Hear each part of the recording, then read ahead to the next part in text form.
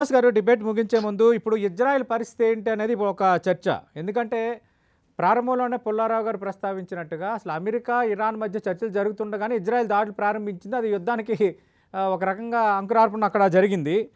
ఇప్పుడు వార్ మొదలుపెట్టింది అమెరికా సపోర్ట్‌తో యుద్ధం చేసింది. ఇప్పుడు అమెరికా ఆగిపోమంది. 2 వారాల విరామం అయితే వచ్చింది. కానీ మీరు ఇందాక అన్నారు, అవును. మన డిబేట్ జరుగుతున్న సమయంలో కూడా అటు కొంత ఇజ్రాయెల్ కొన్నిటి మీద దాడులకు పాల్పడుతుందని. లెబనాన్ మీద దాడులు లెబనాన్ చేస్తుందండి. పైన. మరి ఇజ్రాయెల్ ఎలా ఆలోచించొచ్చు ఈ విషయంలో?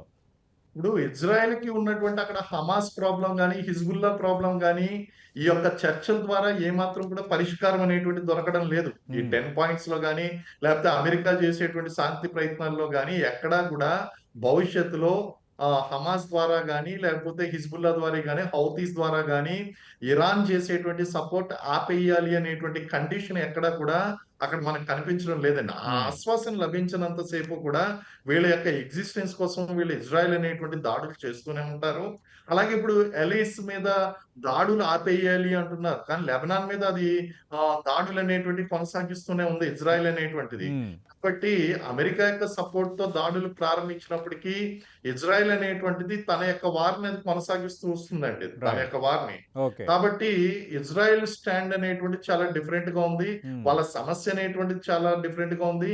వాళ్ళకి శాశ్వతమైనటువంటి పరిష్కారం ఇరాన్ అనేటువంటిది హిజ్బుల్లాకి, హమాస్‌కి వాళ్ళకి ఫండ్స్ ఇచ్చినంత కాలం, వాళ్ళకి సపోర్ట్ చేసినంత కాలం ఇజ్రాయెల్ అనేటువంటిది ఇరాన్ మీద వార్ కొనసాగిస్తూనే ఉంటుంది. ఓకే. కాబట్టి టెంపరరీగా అన్నా వీళ్ళు స్టాండ్ తీసుకుంటే తీసుకోలేమో తప్ప హ్మ్. Otherwise Israel will continue its attacks అండి. Right.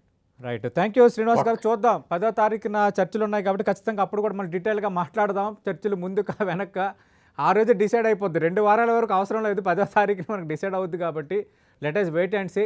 Thank you Pentapati Pullarao ఒ గారు. ఒ ఒకటే పాయింట్ చెప్పండి సార్, ఏమనుకోదు. చెప్పండి. ఇజ్రాయెల్ డిమాండ్ మమ్మల్ని ఇరాన్ రికగ్నైజ్ చేయాలి. హ్మ్. ఇప్పటి వరకు చేయలేదు. హ్మ్. లేకపోతే మేము శాంతి ఉండలేం. అది ఓకే. కూడా ఈసారి ఇజ్రాయెల్ గుర్తింపు డిమాండ్ చేసింది. రైట్. గుర్తింపు లేకపోతే ఇరాన్‌తో మేము శాంతికి ఒప్పుకోమన్నారు. హ్మ్. అది పెద్ద పాయింట్ ఇరాన్ తీసుకోవాల్సిన నిర్ణయం. రైట్. చూద్దాం సార్ ఈ చర్చల్లో మరి అది కూడా చర్చకొస్తే ఎలా జరుగుతుందనేది. Thank you sir. Pentapati Pullarao గారు. థ్యాంక్ యూ మేజర్ శ్రీనివాస్ గారు. యుద్ధం అంతా అయిపోలేదు. ఆ క్లారిటీ అయితే ఇప్పుడు నిపుణులతో మాట్లాడిన తర్వాత జరుగుతున్న పరిణామాలు చూస్తే మనకు అర్థమవుతోంది.